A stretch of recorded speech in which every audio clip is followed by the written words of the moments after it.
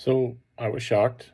I put the first video out with full expectation that there would be literally no one who cared, which that's okay. That has no effect on me one way or another.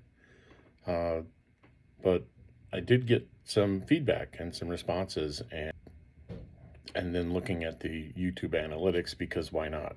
So the vast majority of people who found the video watched less than a minute of it, which again, to be expected. If it's not your thing, you're going to move on. I totally get it.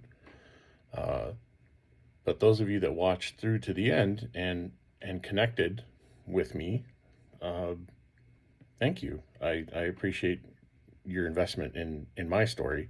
Hopefully, we can turn it into something more than it is. So my family said, well, maybe tell some stories.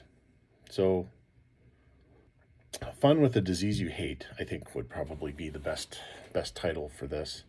A couple of stories. First one, we'll talk about Sluggie. I still try to do things around the house. I try to do home improvement stuff. A, it keeps me active, and B, it allows me to teach my kids, the things that I know so that they can pass that knowledge along to other people. So one of the things that we needed to do at the last house that we lived at was put a handrail on a stoop. So me in my infinite wisdom decided that no, I don't need a hammer drill to put a hole in 60-year-old concrete. I can just grab my drill and a masonry bit and hammer it through. It'll work just fine. Well, no, it doesn't. It just doesn't work, no matter how hard you try. But in the process, because again, I can't feel my hands, I began to smell. I was getting near lunchtime, and I began to smell something that. Well, there's the dog.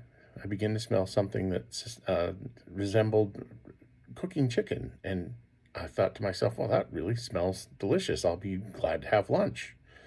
And then I mentioned it to my dad, and he said, "I don't think that's chicken." And I said, "What?" And I looked down at my hand, and I had literally melted the skin on my finger with the drill chuck spinning it. Needless to say, giant water blister developed, and it literally looked like a giant white slug on my index finger on my left hand. Fortunately, painless, but also gross. And my kids thought it was disgusting, so I, of course, took it a step further and drew a smiley face on it, named it Sluggie, and then proceeded to chase my oldest son around the house, as much as I can give chase. So that was fun for me, gross for them, but and it made a good, memorable story. Later that evening, I had chosen to start dinner and reached into a cabinet to grab a pot and pulled the pot out, and I heard a bunch of water hit the floor. And I thought to myself, those darn kids, they didn't check to see if there was water in a pot, and they put it away with water in it.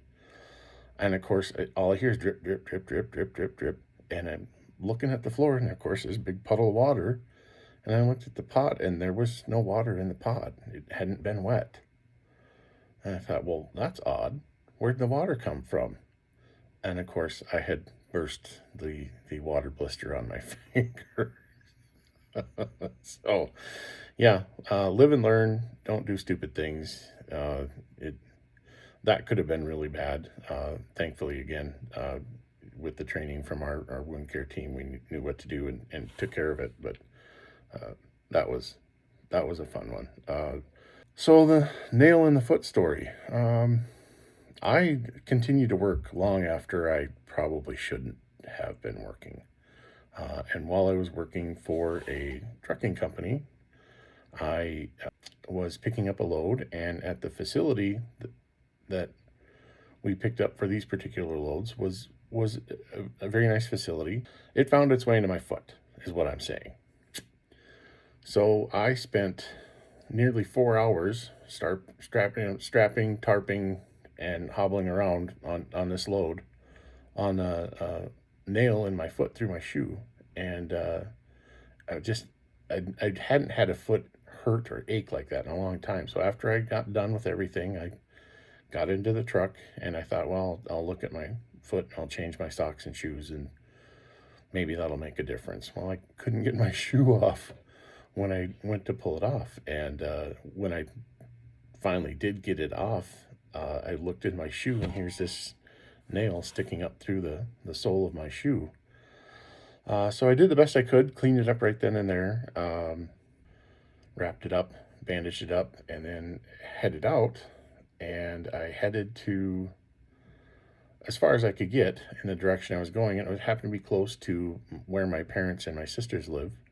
And I stopped and I said, hey, can I come over and can you look at something for me? We looked at it and I said, I don't know if some of the fibers of the sock are stuck in there. There's something stuck in there and I don't have the dexterity to get it out. Can you look at that? So my sister and my mom are looking at the bottom of my foot, and they keep pulling on this thing that they think is a piece of cotton or string from my sock. And my sister pulls it out, and then she says, I don't think that's string. And I said, well, what do you think? I think that's a vein. And, she made the I'm throwing up in my mouth noise, you know. So, and again, thankfully, I have no feeling. I can't feel it. So it was not painful. It didn't hurt. It caused me no discomfort. Was I injured? Absolutely. And we dealt with it. And I wound up I was afraid of an infection a few days later. But I wound up going to an emergency room in Durango, Colorado, and had them x-ray it, check it out, make sure it wasn't infected. And everything looked good. But yeah, that couple stories of things that just happened to me because I'm me. That wouldn't happen to anybody else. So, yeah. Thanks for watching. See you next time. Tell me what you think. Thanks.